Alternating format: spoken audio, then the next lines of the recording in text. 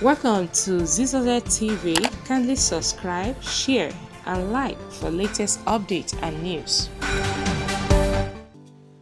Aza Man, who go help you, no go stress you. The video don't follow back. Aza Man,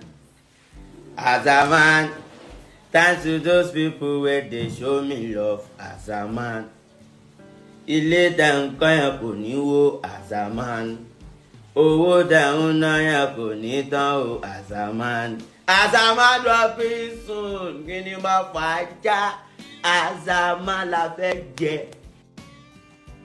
Aza Man, every other day is Aza Man. Who go help you, no go stress you. Them go call you join body. Them go give you 5%. You go wise. Aza Man,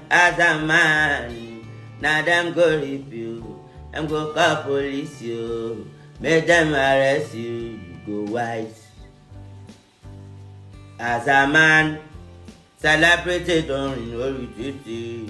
Street credibility.